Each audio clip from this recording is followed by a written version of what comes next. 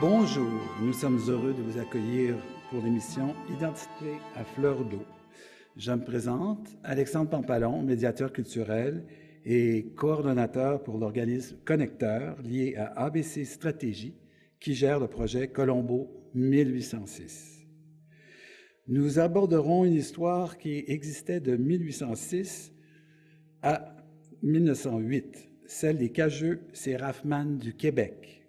Un siècle qui révolutionna notre société, qui entra dans l'ère industrielle pour faire rayonner à travers le monde.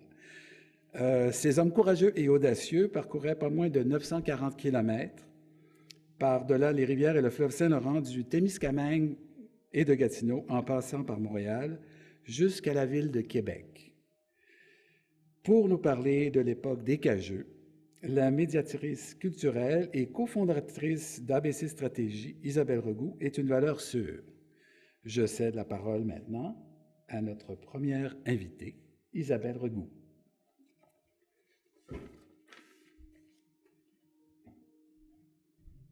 Le pain blanc, mesurant de 30 à 50 mètres en hauteur, a fait la fortune de l'Outaouais. Imaginez un seul train de bois, il rassemblait de 2000 à 3000 arbres bien équarris, formés en majorité de pin blanc ou de pin rouge. Il était formé d'une centaine de radeaux cages, chacun mesurant de 8 par 12 mètres. Pour faire ce long voyage de la Gatineau à Québec, on fixe sur la cage la plus solide, la cambuse, la couckerie. C'est le plus gros bâtiment. Le trajet durant parfois un peu plus d'un mois, ça faisait du bien de se rassembler autour du feu qui était posé sur un carré de sable. Mais comment l'ère des Cageux a débuté? C'est un point tournant dans l'histoire. Le blocus continental imposé par Napoléon Ier à la Grande-Bretagne stimulera l'exploitation du bois canadien vers l'Angleterre. Et c'est Philemon Wright, le fondateur du noyau colonial en Outaouais, qui inaugure le commerce du bois carré. Colombo, c'est le nom donné à son premier train de bois qui descend l'Outaouais jusqu'à Québec en 1806. Flairant là de bonnes affaires, de nombreux entrepreneurs forestiers vont s'inspirer de Wright et acheminent des trains de bois assemblés sur l'Outaouais à l'embouchure des rivières de la Gatineau, de Coulonges, la Lièvre, la Blanche, la Petite-Nation et venant même d'aussi loin que le lac Témiscamingue. De 1806 à 1852, le bois équarri représente la plus grande partie des exportations vers la Grande-Bretagne. La chanson la plus connue traitant des Cageux demeure toujours les Raffman. Bing, sur la rigne, on avait besoin de 50, de 30 et parfois plus pour contrôler le train de bois. Quand on arrivait à une chute, il leur fallait voir au démembrement du train de bois et des cages qui le composaient avant de procéder au réassemblage du grand radeau au bas des rapides avant de poursuivre la route. Une tâche titanesque. Les hommes se reposaient à tour de rôle dans de petits abris faits pour 2 personnes. C'est cet univers qui est à l'origine de la légende de Joe Montferrand, maître de cage, l'homme fort, l'intrépide modèle qui a travaillé pour le compte de Philemon Wright et aussi de Baxter Bowman. On entendait arriver de loin les Raffman par leur chant qui rythmait le mouvement des rames. Et on dit qu'à l'arrivée des cages à Lévis, c'était la fête. L'invention de la glissoire par Ruggles Wright en 1829 a eu un énorme impact sur l'industrie du bois. Elle est officiellement désignée en 1976 comme une grande innovation technique canadienne car elle fait passer une cage entière au bas de la chute sans même la démanteler. La construction de glissoires se multiplie et génère une expansion du commerce. 80% de tout le bois récolté au Québec proviendra de l'Outaouais. Jusqu'en 1852, tout juste Cette année-là, donc 1852, 15 600 radeaux cages, ou encore 80 trains de bois, ou encore 240 000 arbres vont passer par la glissoire de Hull-Ottawa. Les 2 glissoires. À cette époque florissante, 1200 vaisseaux se rendent annuellement à Québec pour y prendre le bois. Le port de Québec est alors le 5e plus grand port au monde. Alors voilà, l'histoire des cageux de l'Outaouais évoque la première phase de l'industrie forestière, soit celle du bois carré, qui domine le 19e siècle. Merci. Merci Isabelle. Regout. Un mot me vient à l'esprit, téméraire. Lynn Rodier, notre prochaine invitée, est enseignante en histoire au secondaire depuis de nombreuses années. Elle est également une historienne spécialisée dans l'histoire de l'Outaouais et du Québec. Elle partage sa passion du patrimoine aujourd'hui avec nous, surtout avec ses élèves, et rayonne un peu partout dans sa communauté, comme elle le prouve encore une fois maintenant. C'est à vous, Lynn.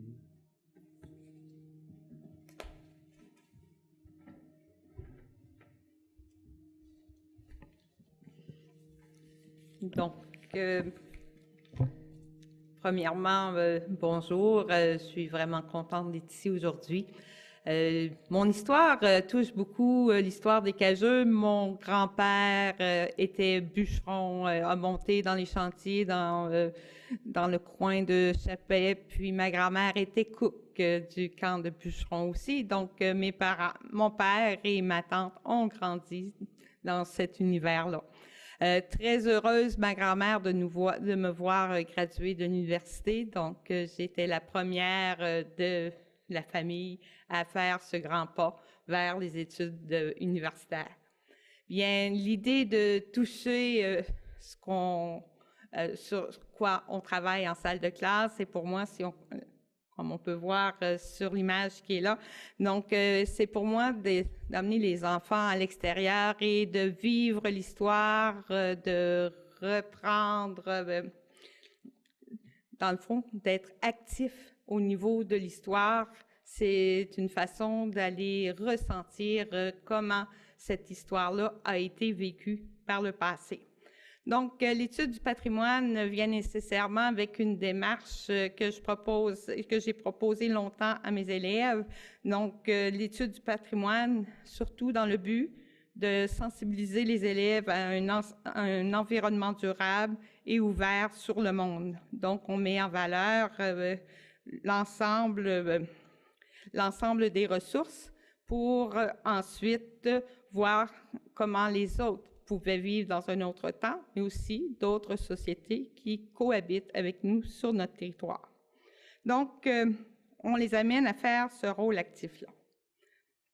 Le retour sur des lieux de mémoire, très important pour moi d'amener les enfants vivre où s'est déroulée l'histoire. Donc, on peut voir par les différentes photos que ce soit au Rapide Saint-Louis, donc leur rappeler que les premiers explorateurs qui sont venus dans la région ont aussi passé par ces mêmes pas-là. Le Rabasca, comprendre comment le voyageur pouvait se sentir à ramer pendant des jours sur le fleuve à ce moment-là. C'est une façon pour les élèves de comprendre que notre 2 heures en Rabasca, c'est loin d'être des journées pendant des mois. Par la suite, les différents lieux d'histoire, c'est aussi d'aller sur les sites d'archéologie. Donc, aller étudier directement, comme les archéologues, aller voir d'où vient le patrimoine, donc que c'est souvent caché sous nos pas. La transmission des savoirs maintenant, des savoirs et des savoir-faire, c'est d'emmener dans différents lieux. Donc, ces savoirs peuvent être exposés dans une exposition du musée, peuvent être reconstruits pour nous permettre de revivre, comme on peut voir, sous une hutte amérindienne. Donc, par la suite, on a aussi des expositions commentées. La prochaine diapositive nous permet aussi de voir que les invités en salle de classe peuvent être très, très importants pour nous amener le côté folklorique, le côté histoire, le côté récit et le côté muséal. La construction, l'interprétation, donc sur l'autre diapo, c'est amener les élèves à raconter par eux-mêmes l'histoire qu'ils ont appris, mais de façon très rigoureuse. La rigueur, d'ailleurs, vient, on peut voir avec l'usage de l'art documentaire, c'est d'utiliser, on peut voir que l'histoire de l'Outaouais est très utilisée dans nos livres d'histoire. La fameuse photo, la fameuse œuvre de Jeffrey qui a été faite en 1930, cette œuvre-là illustre nos manuels et c'est toujours de rappeler à nos élèves que c'est l'histoire qui se passe dans notre région. Finalement, le patrimoine, c'est aussi le folklore par ces chants justement des Raffman qui nous rappellent le Baitan, qui nous rappelle la dure labeur et la joie de vivre de nos Raffman, qui se revivait par la suite avec le fameux festival des Raffman à Hall, qui a terminé dans les années 1970. Ce festival, on pouvait revoir différents exploits, des tournois qui permettaient aux gens de revivre l'histoire des Raffman. Et ce qu'on doit comprendre dans tout ça, c'est que c'est une histoire qui est maintenant disparue, mais grâce à des initiatives comme le projet Colombo, c'est une histoire qu'on recommence à voir et à revivre dans son ensemble. Merci, Lynn. Maintenant, nous allons accueillir Ambre Jade Rivière. Ambre Jade nous tient au courant de par ses connaissances en communication et en gestion. Elle va nous parler du patrimoine immatériel.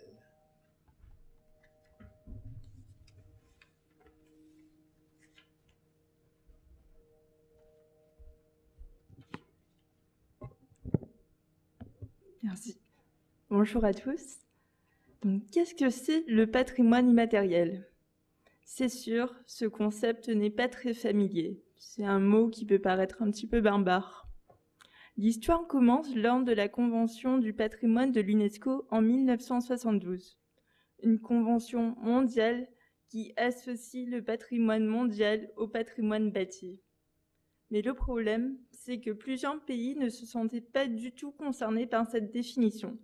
Surtout les cultures des pays qui reposent sur les traditions orales et l'histoire.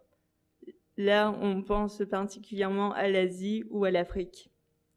Le tournant, finalement, s'effectua sous l'impulsion de l'ancien directeur japonais, Koichisu Maisora, qui introduit un élément bien connu dans sa culture japonaise, qui est celui du trésor humain, et qui valorise la culture traditionnelle, populaire et le folklore.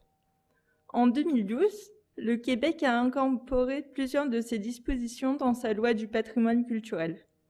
5 éléments y figurent: les savoir-faire, les connaissances, les expressions, les pratiques et les représentations. Toutes ces 5 peuvent obtenir un statut légal. Ils doivent être transmis de génération en génération et recréés en permanence. Le mouvement est très important. La commémoration ne suffit pas. Le patrimoine immatériel existe parce qu'il est transmis. C'est toute sa beauté, celle de vouloir le préserver. Cette préservation passe par l'identification et ou la désignation se fait en 3 temps. Dans un premier temps, un temps informel, qui est celui d'un groupe ou d'une communauté qui reconnaît cet élément comme faisant partie de son patrimoine. Il faut qu'il y ait donc une adhérence, une consultation. La deuxième étape qui est plus formelle, les municipalités et les communautés autochtones ont un pouvoir d'identification. Cette étape peut suffire, mais on peut aller plus loin. Il y a l'étape de la désignation, qui fait inscrire le patrimoine immatériel dans le registre du patrimoine immatériel. Notre territoire possède beaucoup de possibilités pour identifier un élément du patrimoine immatériel et il y en a un, justement, relié à l'histoire des Cageux. celle de la fabrication des caches et de leur processus de navigation.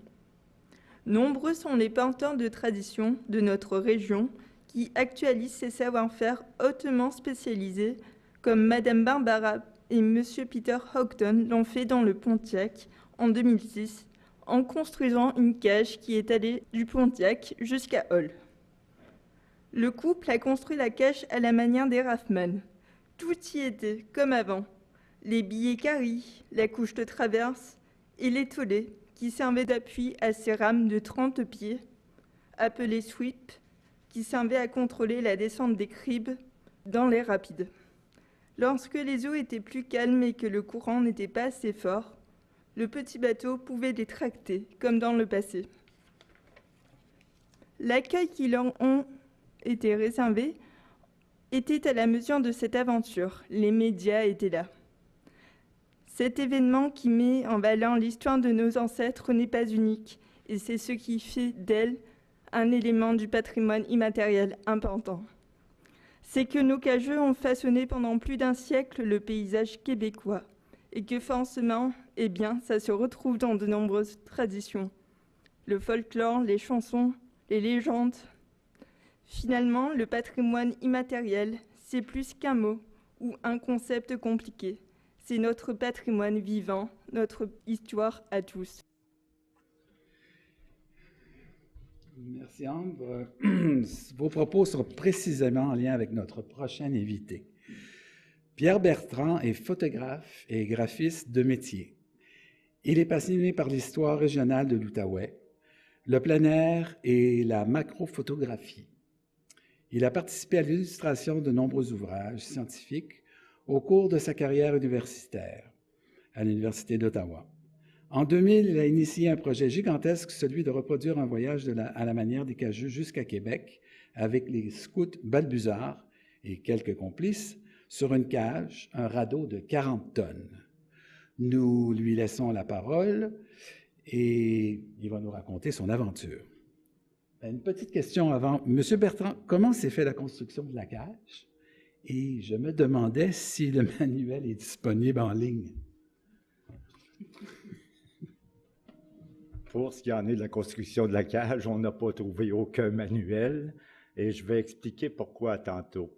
D'abord, le projet a commencé dans le cadre du bicentenaire. J'ai eu le plaisir de rencontrer M. Sénécal, qui était responsable du bicentenaire, et il cherchait, il m'a expliqué différents projets, dont il voulait avoir un projet avec des jeunes, il voulait avoir aussi, à partir de l'idée de M. Charles Thériault, de refaire le voyage de Philémon-Wright. À ce moment-là, moi, j'ai fait la combinaison. Je m'occupais d'un groupe de scouts de 15 à 17 ans, les pionniers.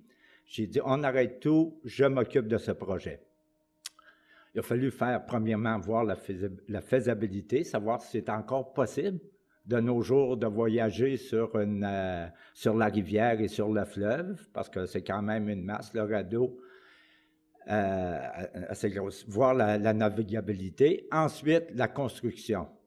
Là, on n'a pas trouvé aucune littérature sur la méthode de construire le radeau. C'est normal, les bûcherons n'écrivent pas, ils sont dans le bois, ils n'ont pas nécessairement de papier.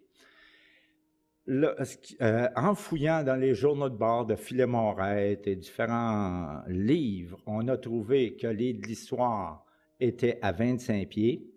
Les Anglais, pour embarquer ça sur les bateaux à Pointe-Sellerie, à Québec, exigeaient que la poutre ait 24 pouces par 24 pouces sur 40 ou 60 pieds de long. Donc là, le déclic est arrivé. Le radeau avait 12 pouces de large, 24 pouces, 2 pieds. Donc, il fallait que le radeau ait 24 pieds pour passer dans la glissoire. L'étape suivante, c'était de trouver les arbres. C'est plus évident de trouver des troncs d'arbres qui sont, disons, 6 pieds, 8 pieds à la base. Les pins, effectivement, les Raffman ou les bûcherons ont tout coupé la forêt. Sauf qu'il y a certains petits coins dans l'Outaouais où ça n'a pas été coupé, heureusement. On a trouvé les 15 troncs. Pendant ce temps-là, la recherche a été faite par les jeunes aussi des différents personnages de la ville de Hull, de cette histoire sur les Raffman. Et on a eu aussi des formations en navigation, mais on a eu des formations en théâtre, des formations en relation avec les médias et d'autres formations sur le bois, l'industrie du bois, tout ça.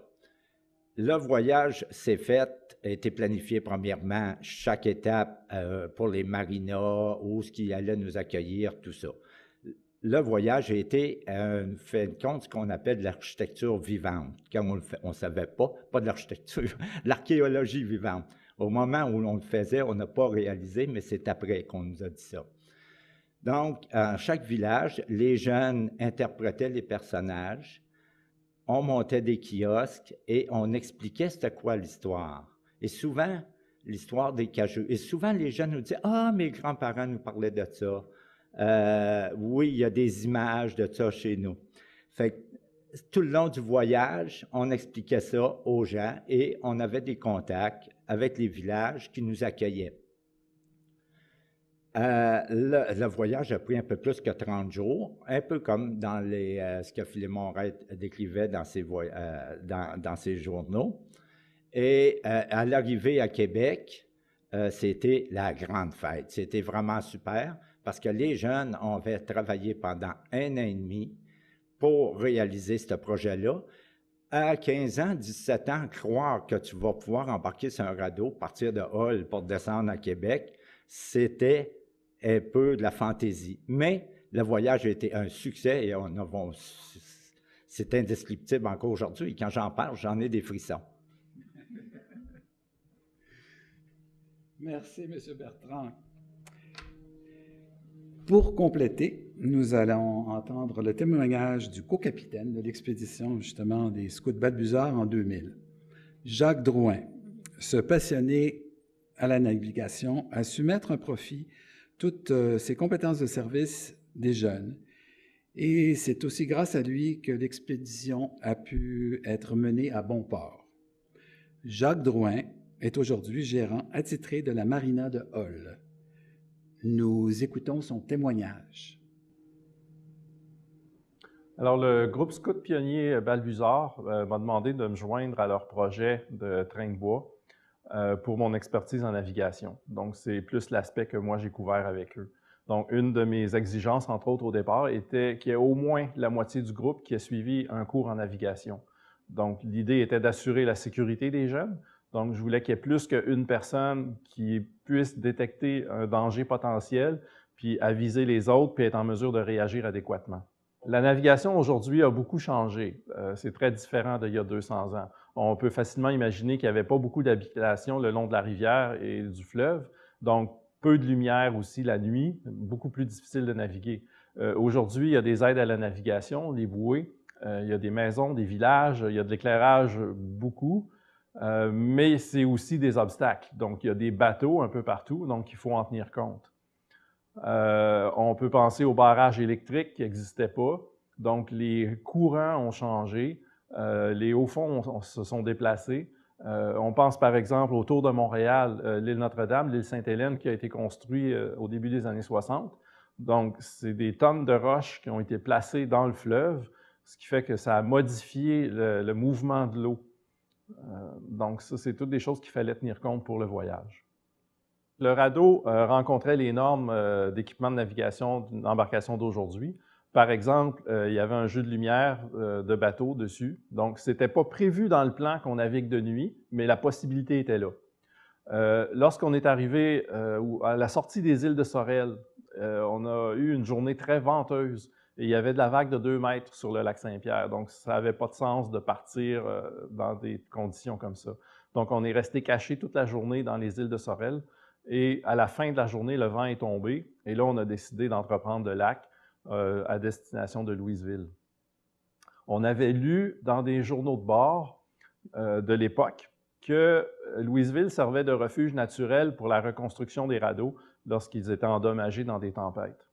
Et à notre très grande surprise, le lendemain matin, après être rendu à Louisville, on a réalisé que le radeau était en train de se débâtir et on a dû réparer pas mal, des réparations majeures.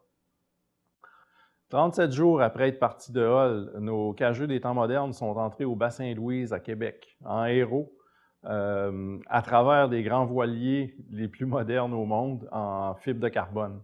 Donc, on se faisait regarder un peu de travers avec notre radeau de 40 tonnes, mais on était très fiers d'être arrivés. Merci, M. Drouin. Et je voudrais dire merci à vous tous, les gens dans la salle, les gens à la maison, nos invités très spéciaux. Nous sommes heureux de vous avoir partagé ce moment qui est né d'une collaboration entre MaTV et l'organisme Connecteur. Cette émission a été conçue pour rendre hommage aux artisans du métier des cageux du Québec. Pour plus d'informations, contactez-nous à abcstratégie.com. Et pour finir, j'aimerais dire que le patrimoine des cageux du Québec est un présent qui nous est légué par le passé. Et c'est une histoire de fierté.